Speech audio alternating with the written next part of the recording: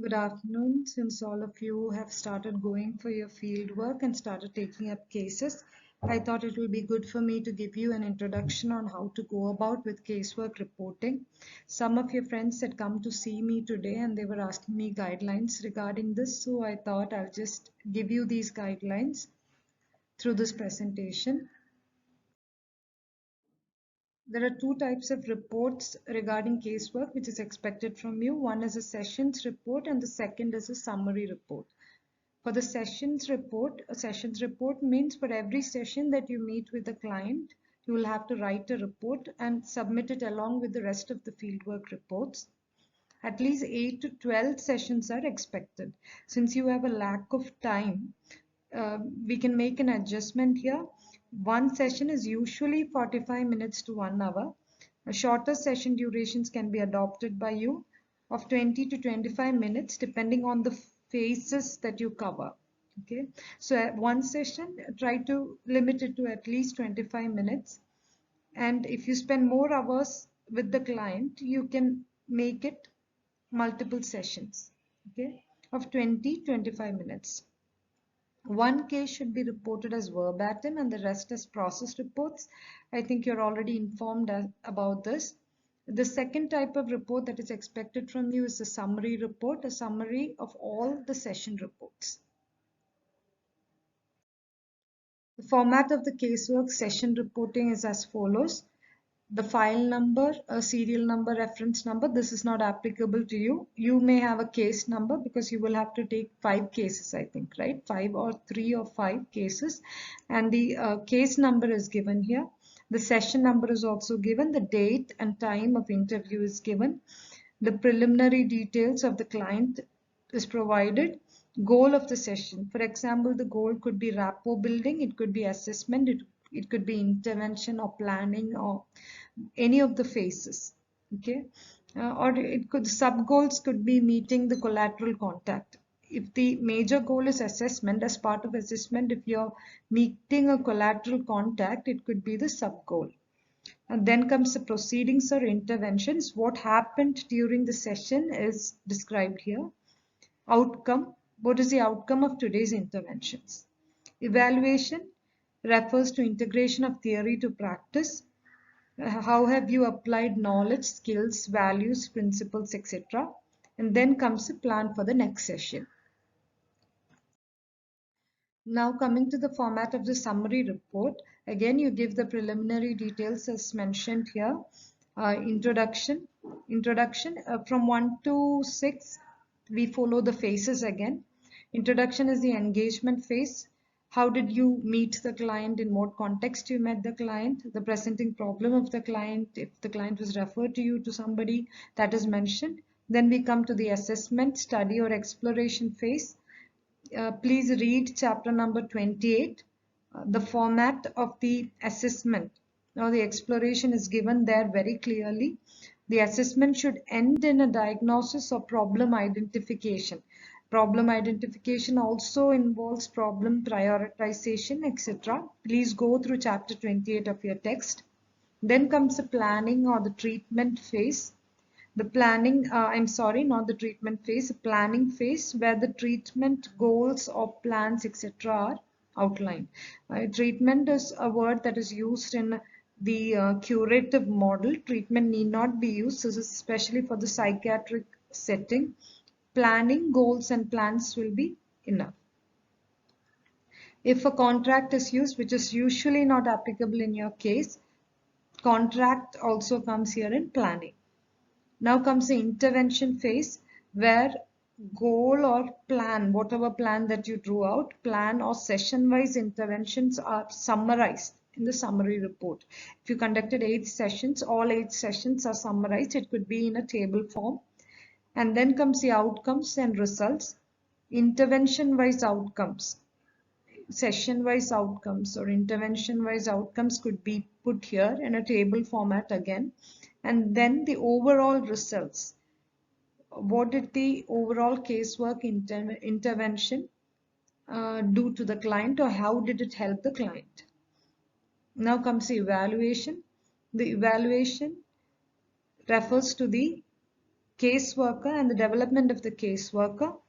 That is, how did the caseworker apply knowledge, values, skills, principles? What are the challenges faced by the caseworker during practice of casework, etc. We end with the conclusion. The interventions part of the sessions report needs to be written very carefully. The interventions part, I said that the sessions reports has number of parts, and interventions refer to what happened during the sessions. To write this interventions part, you have to read chapter 8 and 9 very clearly. Understand the skills, tools, and techniques. In the summary of casework document that I gave you, which has been attached in the notes of the first part of the notes, it has a list of 16 skills. Then go through chapter 8 and 9 as well and list down this. Take a paper, list it down, list down the 16 skills, list down the tools, list down the techniques, and make sure you understand what these are and make purposeful use of these tools, techniques, interventions, etc. in your casework report. That is, when you make purposeful use of these things, what you're doing is using casework terminologies in the report. Okay, the casework terminology refers to your knowledge base, skills, tools, and techniques, as well as the use of values, principles, etc., which is also mentioned in the evaluation part. Coming to the evaluation example, let me give you an example of the verbatim report. How do you go about with the verbatim report? Verbatim report is exactly like a script.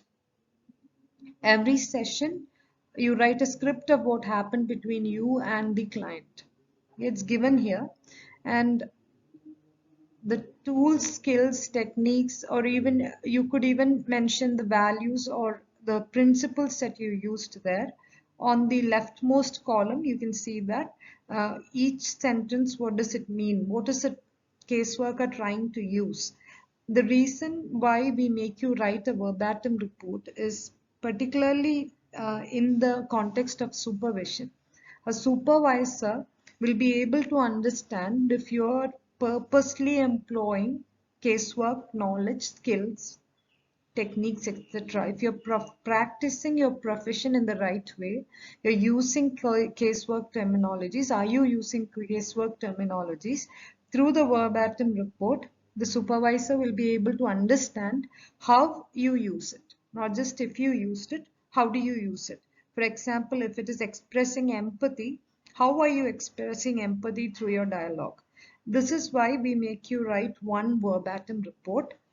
Every sentence that you use should be a professional application of theory. Now I'll give you an example of the process report. This is regarding the sessions or intervention part only. You can see this is a process report. In the sense, it is not a verbatim report. Dialogues, quotations can be made, but usually it is written in a paragraph form where the the caseworker is referred to as in third person. The client said she was very unhappy and she broke into tears. The caseworker encouraged ventilation. Ventilation is a skill, a technique.